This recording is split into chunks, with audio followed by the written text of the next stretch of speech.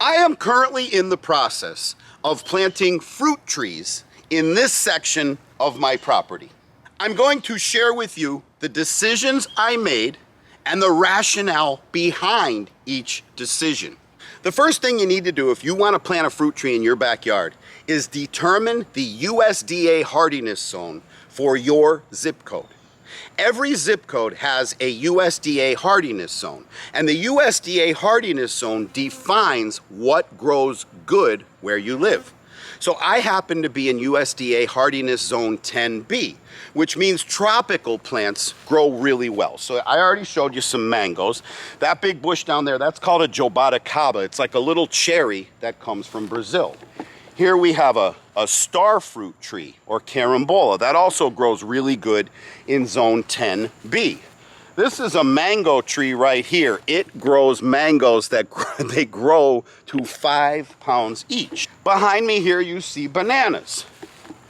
I have more bananas over there. In my garden I have pineapple and okra. This is a mulberry tree. And then way down there is my 5 acres of avocado. That stuff grows great in USDA hardiness zone 10B. Now you'll notice I didn't show you an apple tree, I didn't show you a pear tree, I didn't show you a peach tree, I didn't show you a grapevine, because those things don't grow good here. So step one, if you want to plant something in your yard, it has to be something that your climate supports. So go on to Google and look up the USDA hardiness zone for your zip code, and then mark that hardiness zone down. And then Google that USDA hardiness zone and ask it which fruit trees grow good in your hardiness zone. You will then know what you can plant in your yard. Now that you know what grows in your zone, take a look at the list and decide what you like. What do you enjoy to eat? If you can grow peaches and pears, and you love peaches but you hate pears, well then don't grow pears, grow peaches. In my case, I grow a lot of okra back here. I grow pineapples, but if you were allergic to pineapples, it'd be silly to do that. A lot of people hate okra. They hate the slime. I love it, so I plant a ton of okra. I got dragon fruit. I have all my seedlings growing here. We got bananas. I have a passion fruit vine that's all up in all that bamboo, and it's all stuff that grows in my USDA hardiness zone. Now you know what you want to grow. It's time to figure out how much of that you can fit into your yard. It's time to get out a piece of paper and a pencil and draw yourself a little schematic. It doesn't have to be to scale. It doesn't have to be perfect. It just has to be an idea. Because you're going to have some limitations. Of course, space, size is going to be a limitation, right? Your yard is of finite size. You have only so many square feet in which you can plant trees. But there are other factors that limit the amount of available size. For example, behind this bougainvillea that's been taken over by a bunch of gnarly vines and weeds is my house. And maybe you don't want to plant stuff too close to your house because you don't want roots to get down into your pipes. Maybe your house is such a way that it'll shield the sunlight from your trees, and you've chosen to plant trees that need a lot of sunlight. So not only do you have to consider the size, you have to consider limitations such as sunlight availability, pipes under the ground. Maybe you have some wires, some phone wires or electrical wires up in the sky, and you need to be cognizant of that also when you're planning the location and quantity of trees you want to grow. The next thing you need to decide is, what are you willing to get rid of and what do you want to keep? For example, do you have a swing set somewhere in the yard, but your kids are 22 years old and moved and out of the house? Maybe you don't need that swing set anymore. On the other hand, you might be like me and have oak trees. Look at this here, beautiful oak tree. Behind me, there's another oak tree right there. I got oak trees down in the back. I personally would never dare cut down an oak tree. I know I could cut these oak trees down and provide a lot more space, especially canopy space, for more fruit-bearing or food-producing trees, but I just don't have it in me. I love my oak trees.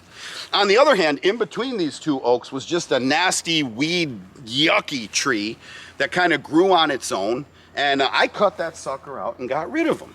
Maybe you already have some fruit-bearing trees. For example, I have this jaboticaba. This was here when I moved in. I love the jaboticaba fruit. I wouldn't dare remove this tree. I love it. So my design and my spacing for what I'm putting here in this section of yard had to include in its assumptions that this jaboticaba tree would be right here in place. This stump right here is a mistake, and it is something I'm willing to get rid of. It is a seedling mango tree. This trunk right here has no name. It has no variety. It is a wild variety. And wild varieties act like wild animals. They have a mind of their own. First of all, they're not consistent in quality. Some of them are good, some of them are bad. Secondly, they're not consistent in production. In the 13 years I've been living here, I've only gotten fruit off of this tree 3 times. The other mistake I showed you, the other seedling mango tree, it's the same story. That guy right there, that big guy, right? I've only gotten fruit from this guy 2 times in the 13 years I've been living here. Now, the mangoes from this tree, they taste better than the mangoes from that other little stump I just showed you, but they're not crazy delicious. They're not worth waiting to only have every 4th or 5th year. And as you see by the thickness of the trunk, this is a huge tree. This guy took up a good 20% of the available canopy space here in this football field size section of property. And a lot of people don't know this, but whatever you see above you in canopy, that's what's happening with the roots below the ground also. Think of a barbell or a bow tie. Half the tree, or maybe 40% of a tree's biomass, is under the ground.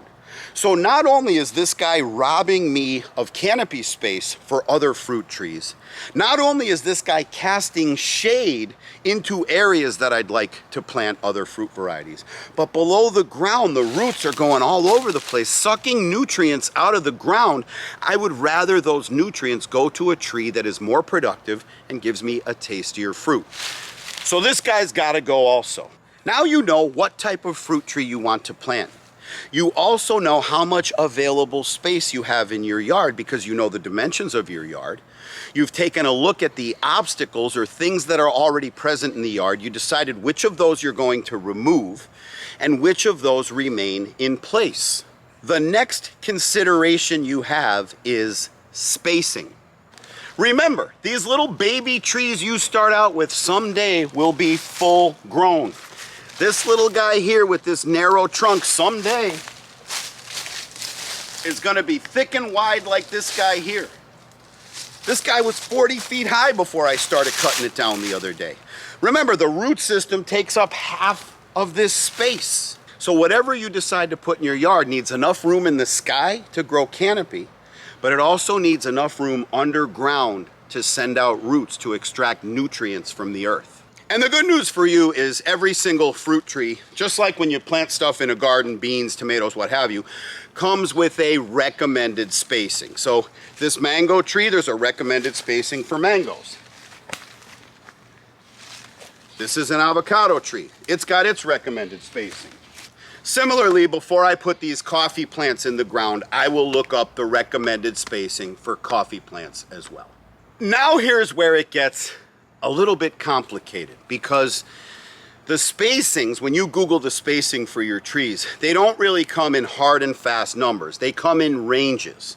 So they might say anywhere from 10 by 10 to 16 by 16, which means you need to decide, do you want to plant a little more densely or a little more sparsely? Now let me explain why you would choose either side of that scale. If when you Googled your USDA hardiness zone, you got a long list of things and you couldn't decide what you wanted from that list, so you want to plant multiple fruits, you might cheat or lie more towards the dense planting side of things. If on the other hand, you're like, look, I just want an apple tree over there, I want a peach tree over there, and someday I'm gonna hang a swing under it and drink lemonade and watch my grandchildren grow up, right? Then you're leaning toward the more sparse side of things. If you choose to go dense, that means more work for you. If you choose to go sparse, that means Mother Nature will take care of a lot and you won't be as required. For example, if in your backyard you choose to go dense, and let's say that means you're going to plant a dozen trees. Well, those dozen trees on the dense side of things are going to be competing with each other for nutrients and water below the soil, which means you might have to water more frequently. It means you have to provide more fertilizer. They will also be competing for canopy and sunlight, which means that you will have to very actively prune and balance the growth of your trees. Because if you have a dozen trees, but one of them grows really high and it happens to be on the southeast side of your property and blocks the sunlight for most of the day, that tree is going to become dominant and it's going to stunt out the other ones. So you will need to actively prune and balance your trees on the dense side of things.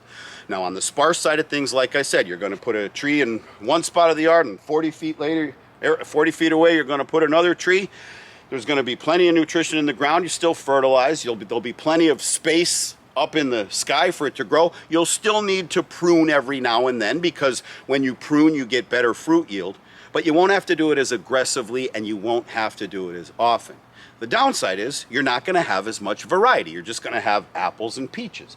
You go dense, you might have apples, peaches, cherries, or in my case, you know, we got mangoes, we got avocados, we got star fruit, we got jabaracaba, we got, like I said earlier, passion fruit. I got an avocado tree over there. I got bananas. I got these dragon fruit.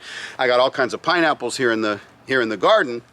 And I'm not even planted dense. I'm just on a farm, so I have a lot of space. For this project, for this section of my property, I did all the things we just talked about.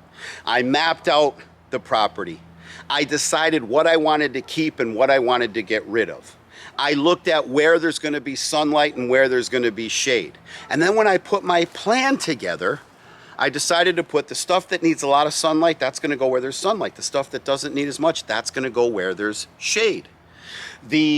Now, I don't know if I'm right on this, but it's my understanding the Pickering mango, which is this little guy, you can't really see it. Well, hold on, I'll bring this over here. There's a little pot right there with a mango tree growing in it. That's a Pickering mango, and it's my understanding that they are very vigorous growers. So I put it in a spot where there's a lot of space to grow. This right here is a lemon meringue variety. Come here, I'll show it to you.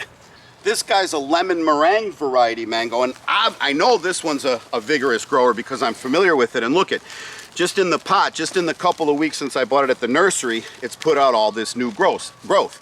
I know this tree's gonna grow fast, I know it's gonna grow big, and I know it's gonna give me a lot of mangoes. The Pickering I chose to put there because it's an open space. It's a little crowded here, but mostly this mango is competing with bananas. And I really don't care about my bananas because I have 1, 2, 3, 4, 5, 6, 7, 8. I got about a dozen different banana patches all throughout my property.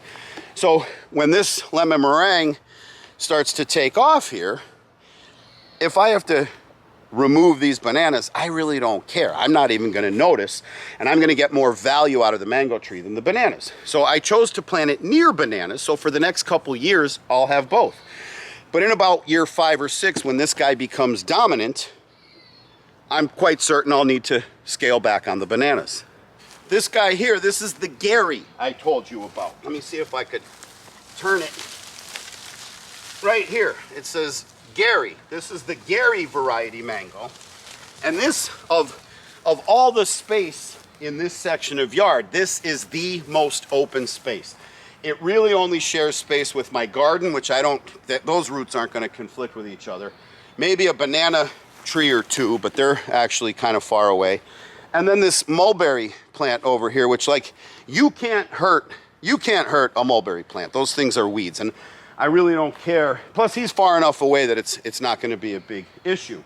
And so I've got my Pickering, my Gary, and my lemon meringue, which I've put where they can really grow and flourish and be big. This variety of mango is called a Julie. And this one, it's my understanding, it doesn't grow as fast and it doesn't grow as vigorous. So I've chosen to put it in this hole here because right behind me, it's going to be next to this star fruit. It's going to be next to this carambola. So they're going to compete a little bit, but that star fruit gives me fruit 3 times a year.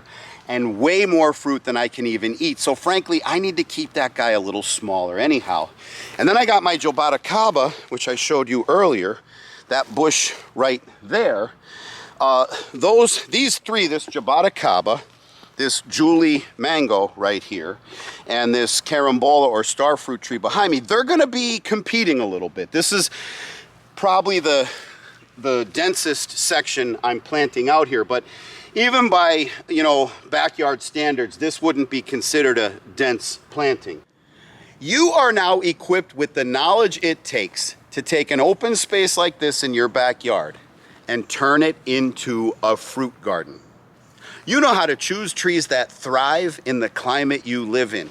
You've decided what you're going to keep in the backyard and what you're going to get rid of. You know not to plant too close to the house or too close to the pipes or too close to the driveway. You've chosen the fruit you want to eat, and you know how far apart you need to space it. And I hope that my little pep talk at the beginning of the video gives you the courage to just get out there and try. In fact, why not try it right now? As soon as you're done with this video, get yourself a piece of paper or a little notepad, get yourself a pencil, and map out everything we talked about. Come up with a few different options. Come up with a plan. And then tomorrow, get out there, go to a nursery, buy those little seedlings and get out in your backyard and get to work. If on the other hand, you're a little scared, you're still a little timid, you still haven't quite got up the guts, or maybe you're one of those people with the tick-tock attention span and you don't want to plant a tree and wait a few years to get fruit, or maybe just seeing these mangoes and you don't live in a place that grows them got you hungry for mangoes. Whatever the reason, you can buy fruit from me at guacfarm.com. GUACFARM.com. If you don't want fruit, you can get one of these cool hats, you can get one of these t-shirts. It really helps us out a lot. And heck, even if you do live in a tropical climate, maybe you want to try some different mango varieties, maybe some different avocado varieties, so you can decide what you want to put in your backyard. Now, we both have homework assignments, you and me, don't we? Your assignment is to get out a piece of paper and pencil and map out your fruit garden. I got to go around and take all these trees and get them planted in the holes. While I do that, you go to guacfarm.com, and I will see you on the next video.